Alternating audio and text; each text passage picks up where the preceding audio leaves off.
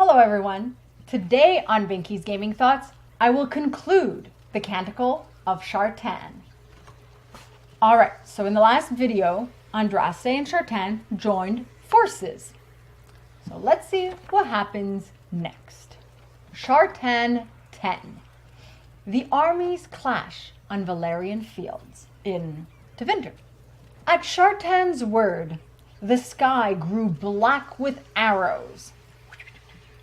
At Our Lady's, 10,000 swords rang from their sheaths. Shing! So Shartan and Andraste seem to both be the leaders of this grand army for this particular battle.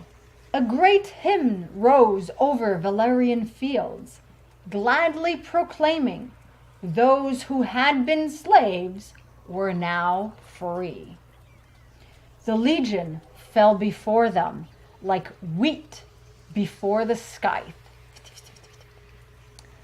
But the armies of Tevinter were numberless, meaning there were countless, like they just wouldn't stop. They were so numerous.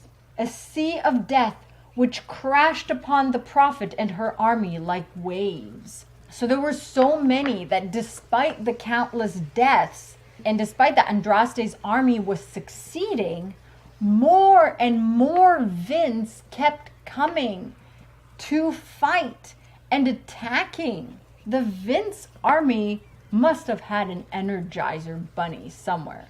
Or more like Energizer batteries. They were like the Energizer bunny because they kept going and going and going. And there were just always more and more and more. Shartan rescues Andraste. The host of the lady began to falter. Well, naturally, I doubt anyone can fight for so long, just continuously fight and fight and fight. I don't think it's possible to fight endlessly. The legion, the Vince, turned spear and sword, fire and ice upon them. So, magic. And the warriors of the prophet were scattered, divided from their commanders by magic, penned like cattle for slaughter. So that's a tactic. Since Andraste's army was so strong when they were all together, the Vince decided to, with their magic, scatter them, create smaller groups to isolate them and thus make them more vulnerable for defeat. Shartan saw that walls of ice surrounded Andraste and her warriors. And he rallied the people, the elves. And with arrows of flame, the walls of magic melted.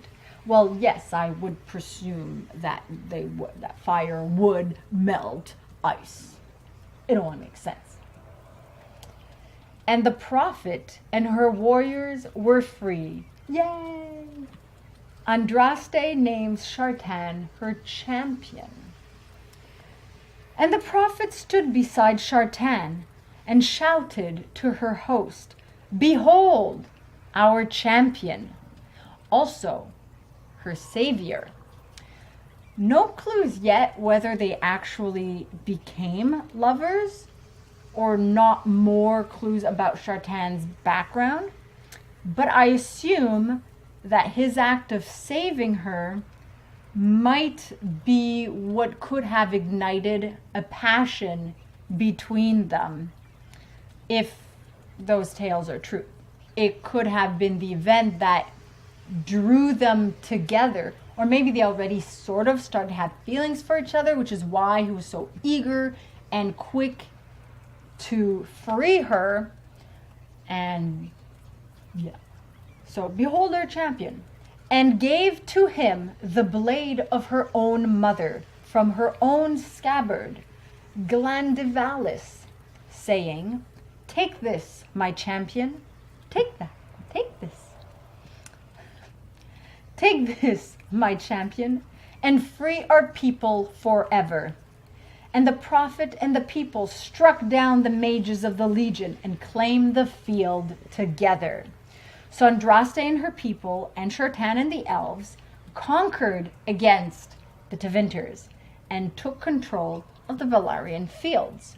I don't know if it's symbolic to pass down something that belonged to a parent to a champion, but she could have been compelled to give him something that belonged to her mother because they were to become lovers. Like this could be another clue of them becoming lovers.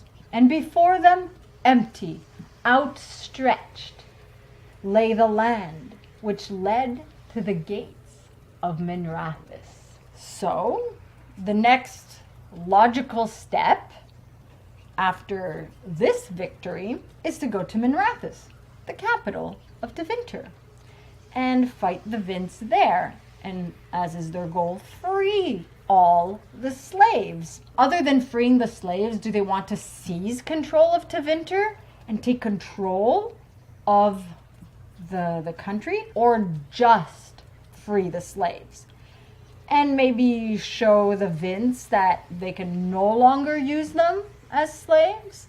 We know that slavery didn't stop, but we'll learn more of how this event, what happened in Minrathous, and how it affects the future of Thedas, how it will impact the future of Thedas. We learn all that in the next canticle. My favorite new word that I actually looked up to learn how to pronounce. Will I be able to pronounce it? Apotheosis. Obviously, that's going to be probably the next canticle I analyze. For the other project I'm working on, I'm halfway through the music preparations that I'm doing. I've completed all the images, and I'm a good way along the analyses that I'm doing, but I'm not exactly sure when I'm going to be able to start recording, because I do want everything to be in place so that I don't actually fall behind. I want to make sure everything's in place so that when I start, we can just follow through, because there's a lot of it, and but I'm really excited. It's coming along very nicely. When I start, I'll let you know. I'll do an announcement. It'll be a lot of fun. And this is the end of Shartan. This is the conclusion of the Canticle of Shartan. So like the video if you liked it, share it with other Dragon Age fans, and subscribe if you're not already a subscriber. Let me know what you guys think.